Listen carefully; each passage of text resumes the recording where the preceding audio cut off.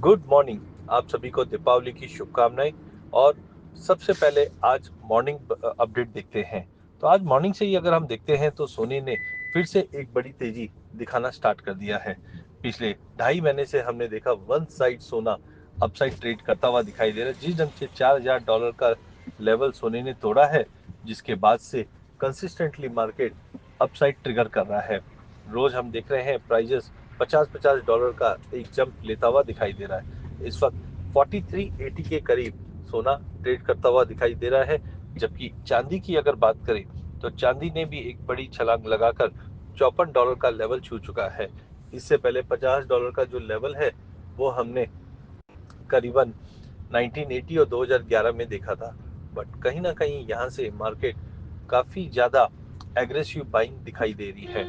सबसे पहले dollar index देखते हैं तो डॉलर इंडेक्स इस वक्त 99 के नीचे है, जो दर्शाता है कि कहीं ना कहीं यूएस शटडाउन के चलते कोई भी बड़ा मूव आता हुआ दिखाई नहीं दे रहा। डेटा कहीं ना कहीं मिसिंग है, जिसके चलते अनसर्टिनिटी बनी हुई है और अनसर्टिनिटी के चलते सोने और चांदी दोनों को बेनिफिट मिलता हुआ दिखाई दे रहा है। उसके अलावा भी काफी रीजंस है।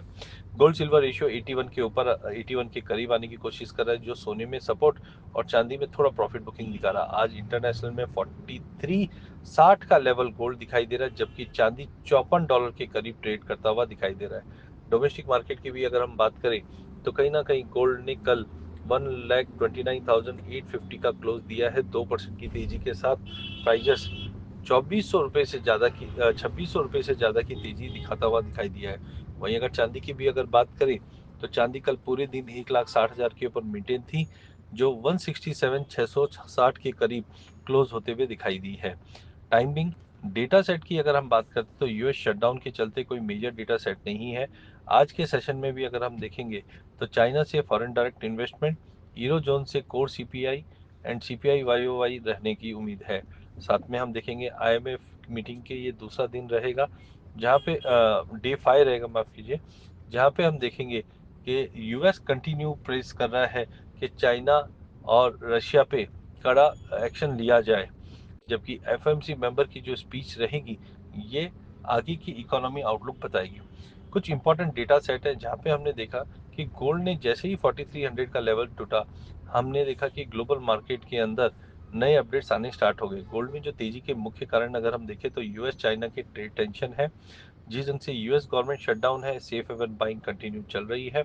साथ में हमने देखा ये खाली गोल्ड नहीं, गोल्ड के साथ साथ चांदी, प्लेटिनम, प्लेडिनम, सभी में हमने ये तेजी देखी है।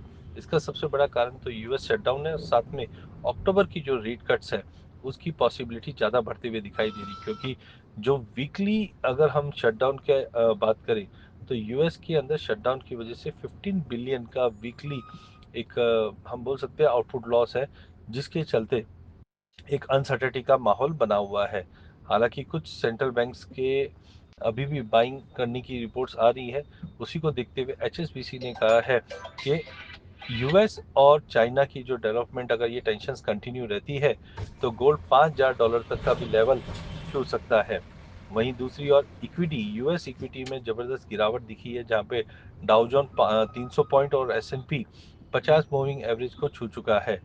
इक्विटी के फॉल की वजह से भी सोने में हमने ये सर्ज आते हुए देखा है, जो 43-4350 का लेवल दिखाता हुआ दिखाई दिया है।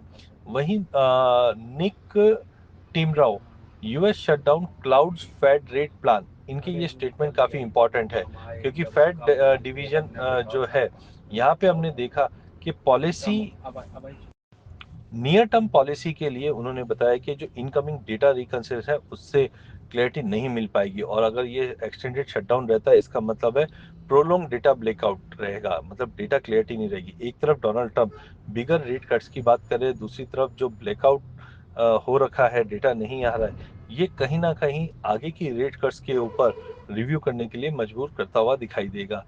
वहीं एक सबसे इंपॉर्टेंट न्यूज ये भी आ रही है, डोनाल्ड ट्रंप और पुतिन का डिस्कशन हुआ है, जहां पे दोनों एग्री हुए हैं कि अगले हफ्ते एक हाई लेवल मीटिंग बैठी जाएगी और वहां पे डिसाइड होगा कि वेदर कुछ और नया रूट निकल सकता है रशिया यूक्रेन के वॉर पे।